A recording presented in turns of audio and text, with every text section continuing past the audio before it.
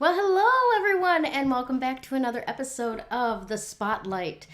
We are so happy to see you here today, and we are doing a little bit different than before because I want to bring you a lot more value than just a 30-minute infomercial talking with people in their companies.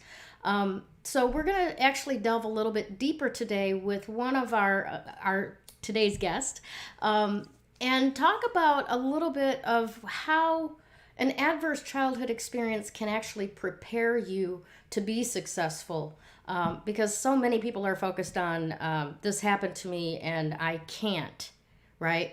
Well, we're going to start focusing in on this happened to me so I can. And I want to open that up by introducing you to a very special gentleman that's got a really, really good vibe.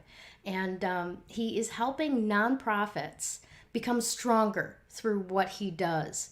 And we'll talk a little bit about how he does that and also what skills he picked up along the way that really lend themselves to the work that he's doing now.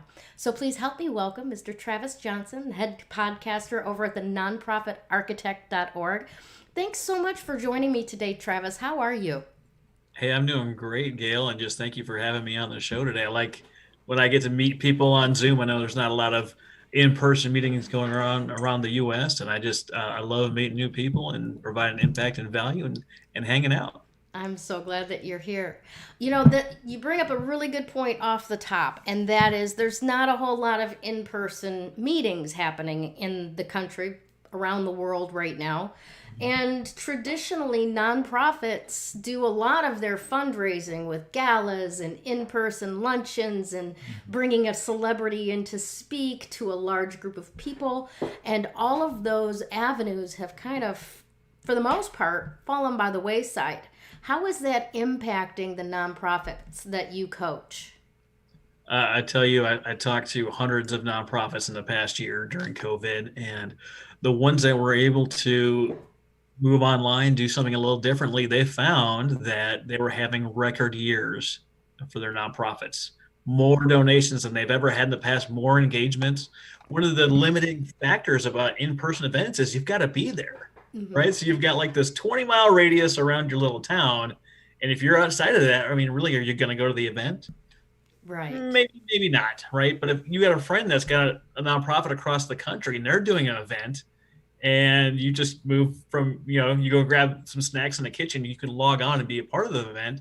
They're now finding attendance isn't limited by fire safety, right? 250 people in the theater. You have 250,000 people on a Zoom call, depending on what plan you have, or I don't know what we're using today. But, you know, Yeah. you have this greater reach. There's a lot of, one of my clients does running for mental health, and she was like, I got to cancel my 5K. I was like, well, have you looked into these virtual 5Ks that people are doing? And I know as I'm saying this, the people that are participants and they love doing these things are kind of virtual 5K'd out already. But again, you don't have to travel to the place, get up early, be there on race day, plan your whole weekend. You can go out, during that time period of 2 or 3 days, run the event, get some pictures of you starting and finishing, post your little, map my ride, map my run. You can post a screenshot of you completing the event, and then you still get the shirt, and you still get the numbers, and you still get a race finishing medal. So there's all these different ways to participate in these online events. Now, on the other side, there's a lot of people that said, you know what, we're not going to ask. We're going to, be sensitive in this and that. And a lot of those people are having the worst years on record. They're closing up shop. And the important thing I think to understand is that the need doesn't go away just because there's some other event going on in the world. Right. Whether that was Katrina in the past, or school shootings, which are horrific, or any other natural disaster, or a pandemic, the need gets greater for Yeah. almost every single project out there. Anyone that's providing services, mission, impact, the need goes up. And most people understand that. There's a lot of people impacted, and you might have lost that $250 and down, $500 donation down, $1,000 donation dollar now. But what you're gaining is $5,000 donations, $10,000 donations, $50,000 donations to make up the difference, which is wonderful. And there's also this big movement for micro donations, $3, $6, or $9 a month. And people are really revolutionizing their nonprofit with that. Imagine having 100,000 people donating to your organization at $3 a month. As a Bernie Sanders fan, I can. And that just goes to prove these small amounts, if you've got a bigger pond, can really add up quickly. This is actually really good news to me, because I was concerned about a lot of nonprofits, because as you said, the need increases when we go through these crises like this. Mental health support need increases, that type of thing. So it's really good to hear that there are some nonprofits that are really taking advantage of online cash transferring and growing because of it. And it's a really good point that you brought up, that the ones who didn't, the ones that were going to be super sensitive to how other people might feel, rather than serving their people that they are there to serve, are the ones that aren't going to do so well these days. We've got to get revolutionary about it. I have a ice cream shop. It's not a nonprofit, but there's an ice cream shop in Michigan near my daughter's house that it's so old-timey, throwback. I absolutely love it. But and they stay open all winter, but because of those in-person gatherings going down and the restaurant closures and people can't sit inside, all of their orders pretty much dried up. It's January in Michigan, right? So what's an ice cream shop to do? Well, they decided, instead of closing their doors and laying off the many teenagers that work for them, they were gonna swallow their pride and put out a GoFundMe page. And they reached their goal of they surpassed their goal of $50,000 in 24 hours. Right? Wow, that's amazing. Yeah. So, I mean, even in the non-profit world, right? People are willing to give if you specifically ask, right? Yeah. Are you finding that as well? Want. Oh yeah, people don't know what you want unless you tell them what you need. Yeah. Exactly. I was talking with a veteran service organization, and he said he got up in front of a bunch of people and he started kind of cussing them out, saying, "You guys aren't helping me. I'm not seeing this from you. I'm not seeing this from you. I'm not seeing this from you." And I was talking to him. I was like, "Hey, did you tell them what you needed from them? Did you tell them what you wanted them to do?" And he's like, "What do you mean?" I was like, "Did you tell them that the best way they can support you is by sharing your stuff on Facebook? Did you tell them the best thing they could do to really make an impact was give $5 a month? Did you tell them what you wanted?" And he's like, "No." And I was like, "That's leadership 101. You've got to tell them what you want if you want it to happen, right? If you use Jim Mattis's 3-step communication process, what do I know? Who needs to know? And have I told them? And if you haven't told them what you want, you cannot expect them to do anything." That is so true. That is so very, very true. So, if you will, with me, can we talk a little bit about the chaotic childhood that you went through? As you sit back and go, "Oh, what's she coming at me for here?" Back hurts. My back hurts. Yes, no, absolutely. Do you have specific questions, or you want me to just vomit about it for 20 minutes? Specifically, I know that you moved around an awful lot, right? Yeah. And there may or may not have been other types of trauma in there. I'm not necessarily sure, but even just that moving again and again and again and again and again, it creates a complex abandonment trauma, because you're leaving your friends over and over again, right? So just from the outside, that's one thing that I can see that may have given you kind of some sort of insight or some skills that you specifically directly apply right now in the work that you do, that helps you differentiate yourself maybe a little bit from other people that are trying to do the things that you do, and actually kind of add a superpower to it. Now, the reason I'm asking this is because we look at all of these major stars and celebrities and these people that are so successful and that type of thing. And more often than not, they had, especially comedians, they had crappy childhoods, right? Which gives them sort of a specific perception or perspective on life that makes things funny because that's how they survived things. I maintain that everybody that had a crappy childhood has skills that when they apply those skills to their present day activities, lift it up. So that's where I'm going with it. What do you got? Well, I do know that about 40% of world leaders grew up in extreme poverty. There you go. When you take ownership of whatever it is that you're doing and you build it for yourself, you can accomplish anything. And when you have nothing, you realize much sooner than people that grew up maybe middle class or, white picket fence or whatever, that it's going to take work and effort from you if you want to have anything that you want to do. Right now in the US, there's 16 times as many first generation millionaires than old money millionaires. 16 times as many. Because being handed down money is not the same thing as you earning it and going out and working for it and getting it for yourself. Mm-hmm. You mentioned all the moves that I went through. I'm on 50 right now, 50. Yeah. But growing up, before graduating high school, that was 36 moves, 12 schools, 6 states, 5 foster homes, and surviving 2 murder attempts. And I got into the business I'm in now of helping nonprofits because through all of that crap, there was always some person, some organization, some nonprofit, some church willing to help us keep sheltered, clothed, and fed. And now that I'm in a position to give back, I really view it as my duty to help the helpers. But to the point of view, every time I moved, every time I went somewhere new, there was always someone saying, this is back in the 80s and the 90s, there's always someone saying it was my way or the highway.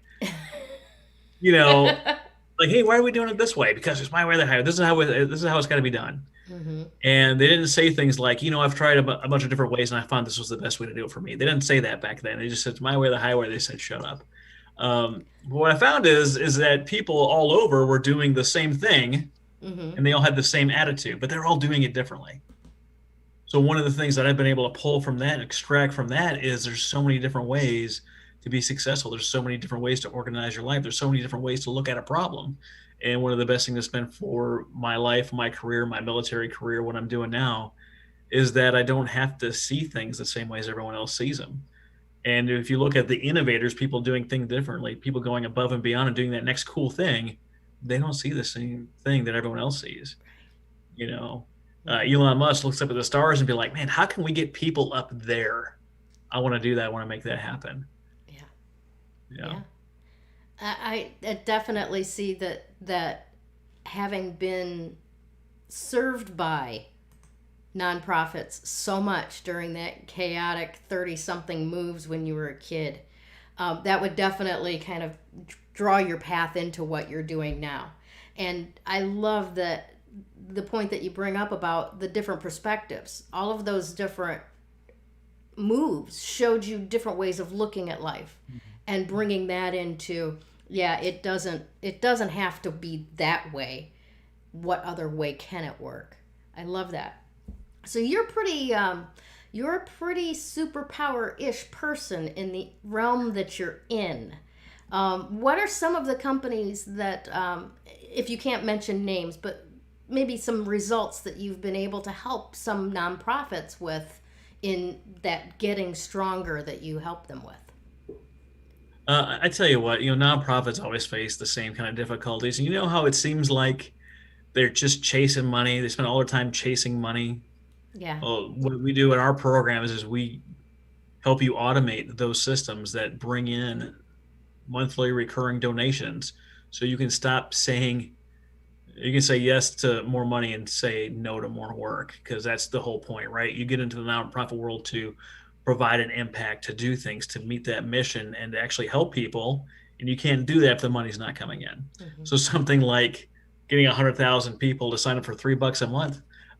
We have a podcast episode that talks about how to do that from a guy that's actually done it, right? We have people in my network that I've helped set up and trade something like a free mug or a free t-shirt in exchange for $20 a month.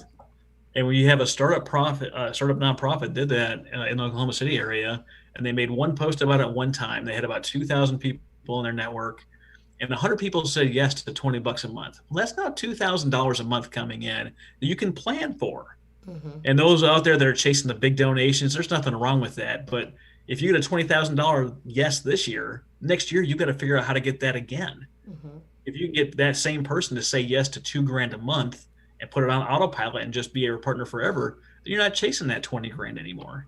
Right. You're now able to put your focus in another place to help deliver services, impact, or help build the community. That's brilliant. Absolutely brilliant. And, I know from experience that, $5 a month on auto withdrawal doesn't even register after, it's like, Yeah. I tip Doesn't break the bank. It doesn't. It's twofold, right? Because of the organization, they really love it, Mm-hmm. right? When they do it for the first time, they're worried about, oh, what's the service fee going to be, and this and that and the other. When you start getting 50, 100, 500 people or 1,000 doing that, you don't care anymore because this monthly money is coming in and it keeps building. When you're on the donor side, you're like, well, is that enough? Is that really making an impact? You are. You are helping build this together with a team of people. What does it take to put together a $100,000 a year foundation? It takes 100 people giving $83 a month. That's it. That's it. $83 a month, or it's like $83.50. So $84 a month from one person gets you $1,000 a year. So you get 100 people to do that at $84 a month. There's $100,000.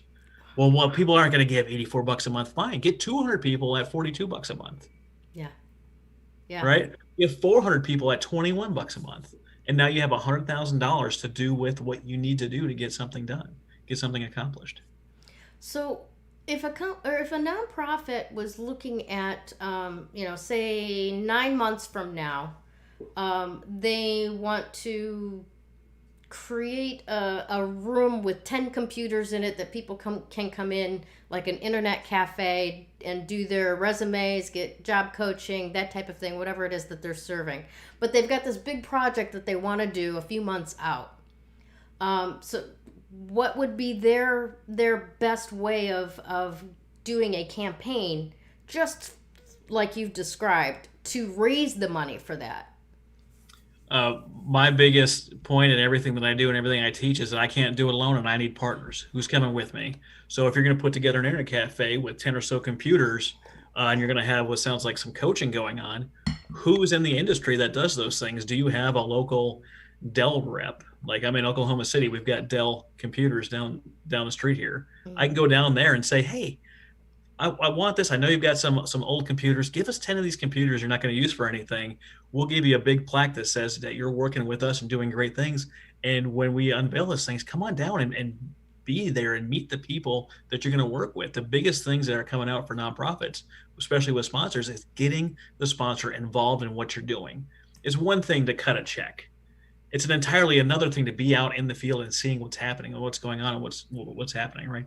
If you get the owner of a local grocery store to come down when you're feeding the homeless and actually seeing that impact, you've got a partner for life. Yeah. You've got a partner for life. Who's got a building? Who's got the space that they can donate, that cares about nonprofits, isn't using the space, and can get a tax write-off because they're donating it to a nonprofit? There's someone out there. There's someone in your area that has that space available, that now just between the two partnerships, you've got the computers covered, you've got the space covered. Well, now you need coaches. Now you have people that are in colleges that are doing this thing, people at tech schools doing this thing, that want to volunteer their time, or even the students that are one step ahead, right? They're not the professor, but they're one step ahead of the people you're trying to help. Well, those very same people can be in there getting volunteer hours to go on their resume at the same time helping you accomplish your mission. So from 3 partnerships with no dollars raised, we created the internet cafe that services 10 people. That's absolutely brilliant. And I honestly, when I asked that, I was expecting a strategy on creating, a recurring payment offer by the nonprofit. So, I mean, this just shows everybody how deep your coaching and skills go as far as building the strength of a nonprofit, because it's not just about constantly asking for money. Community collaboration, can be worth more than recurring revenue in some realms. It can add to it, if you will. I love that idea. So what else you got?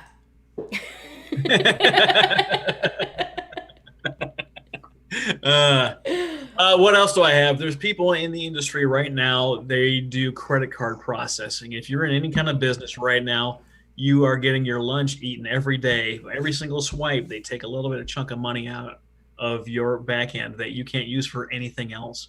Right now, there's credit card processors out there like my buddy Isaac Belden at 12B gives. What he does is he gives a competitive rate. So step one, you're putting money directly back into the business's pocket because they're lowering their fees. Mm-hmm. So if you're doing $100,000 a month, you might be losing $5,000 on fees. Yeah. Well, if you lower those fees and more of that $5,000 goes back into your pocket every month for your family, for your employees, for your business, for your future, that's an automatic yes, right? Yeah. You're helping the veteran and Isaac Belden get paid. And then from the money that he takes in, he gives a portion of every single swipe to a nonprofit of their choice. What might that look like? That might look like an online gun store, because to change out a credit card processor online, you take some code, you cut and paste it in, and you hit refresh, and it's set. New credit card processor is installed. It might look like a bigger project where you're dealing with trustees of a local junior college, and you get them to change over every point of sale system or to update their code to allow for different processing. So every single book that's bought in the bookstore, every single football ticket, every hot dog that's sold, a portion of every one of those sales goes to a nonprofit of their choice and puts more money in the college's pocket. So this can be done with any nonprofit, as far as like nonprofit, any business. Wow, that's brilliant. I love that. That's really, really amazing. So how can people work with you? Well, first, let me ask about this other guy. How can people get a hold of your friend that's got this setup? Well, fun fact, if you go to my website, you go to nonprofitarchitect.org and search Isaac Belden, Belden, his podcast shows up and his contact information's in the show notes. Oh, fabulous. Okay, great. That'll make it really simple for everybody who's going to be going to your site, nonprofitarchitect.org, anyway, to check you out after the show. So you just recently came back from overseas. Thank you, by the way, for coming home safely, so to speak. I was watching the news over there. I didn't really want to come back. Yeah. Tell everybody where you were. I was in the Middle East. I was in the Kingdom of Bahrain, this little island-shaped guy. Looking here in the back corner of my camera. I think he's off screen right now with us both there. Ooh, I like your weapon. That's the shape of the island. Oh, looks like a weapon. It does look like a weapon. I thought you had a little katana or something on the wall.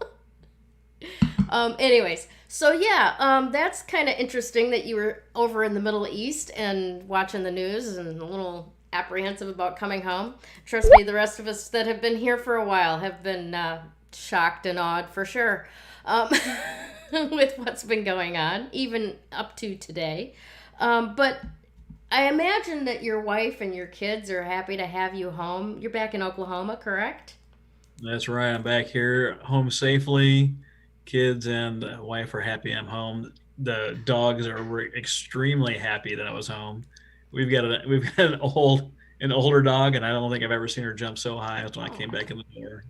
That is so sweet. That is so sweet. So what was your favorite part of being over there in Baghdad? Well, I wasn't in Baghdad. Sorry, I was in Bahrain. I was in Bahrain. I don't want to give anyone the wrong impression here. Right. No big deal. I was over there pre-COVID, so I got a little bit of travel time when I was over there. I grew up poor. I didn't have a whole lot of money. I was enlisted for 12 years before getting commissioned. And finally at a point in our finances where we're good, we're over there, we're making, that tax-free money, which was pretty nice. Mm-hmm. And I finally got the chance to travel. I went to Portugal and Spain. I went to a wedding in Egypt. Like my friend's like, he's like, I love you. You're funny. You should come to my wedding. I was like, okay. He's like, it's in Alexandria. Let's go. And so I fly out with my neighbor in Bahrain to go to his wedding in Alexandria and get to spend a week with his family and his friends and people around there and got to see the different culture. And it was just just a whole other world and a whole other world of amazing. Got to fly out to Vienna to see a conference, see my buddy speak live. And he's like, what are you doing for like the weekend? I was like, I've got no plans. He's like, come hang out with me and my family in Budapest. So I was like, sure, I'll go to Budapest with you. Went hung out with him for a week in Budapest. Went with a buddy to Dubai for a long weekend. Had the family fly over for Christmas and New Year's. We did Christmas in Bahrain, and we did New Year's in Dubai on the beach, which was just amazing. Wow. And just phenomenal. Turns out in the Middle East, at least in Bahrain, they decorate for Christmas just like we decorate for Christmas. They had a Santa. They were singing Christmas carols in the Middle East in the mall. Wow. Yeah. Yeah, you wouldn't expect that. I didn't expect that. I didn't know what to expect. No, because isn't Bahrain's predominantly Muslim, correct? Right, but they're also not haters. There's Christian churches there. I walked around with Jesus t-shirts, obviously American. No one hassled me, gave me a hard time, no problems. You know, personally, I've never found any person that I've known that they are a Muslim to be anything less than a very peaceful and kind person. So yeah, it stands to reason that they're not. But, you know, it just never crossed my mind that they would have mall Santas. Yeah, they look a little different, but they're still mall Santas. You know, to the religion piece, you can take any religious text and you can pervert that text to mean whatever you want it to mean. So and pick a religion. There's extremists that come out of all of them, as far as I know, and I don't know everything, but anyone can take. I mean, just look at our media, right? You can take any phrase, any sentence out of context, and everything gets blown out of proportion. Yes, absolutely true. All right. Well, I really appreciate you being here with us today. And thank you very much for all that you're doing, both in the world as a naval officer and in the world of nonprofits to help those who are helping those like us. So, again, thank you very much. Do you have any final thoughts for our audience before we send them on their way for the week? Yeah, absolutely. If you find yourself in a situation like I was as a child, I want you to know right now that you have the choice to do whatever you want to do from this day forward. If you have bad parents, you can choose some things to adopt from what they're doing, and you can choose some things to reject. There's a famous story out there that talks about meeting two brothers. One was an alcoholic and one was the CEO of a Fortune 500 company. And when asked why they are the way they are, they both answered the same way. My father was an alcoholic. I had no choice. One chose to follow the example and one chose to reject the example. So even though you might not be able to choose what's happening to you right now, you can make choices in the future to invest in yourself with knowledge. You can change the people that are around you to be positive, the kind of people that you want to be. You can choose to go to school and do great things. It's up to you. That is beautiful. Wise thoughts. Thank you so much, Travis. You have a wonderful, wonderful week. Hey, thanks a lot, Gail. Bye, everyone. When you open yourself up to actual energy work, makes that recovery progress so much faster. That recovery is possible. You do not have to live as a victim until your last days. You have unbelievable strength, and I know that because you're still here. Do you want to create something completely unrecognizable with your life? I can show you how.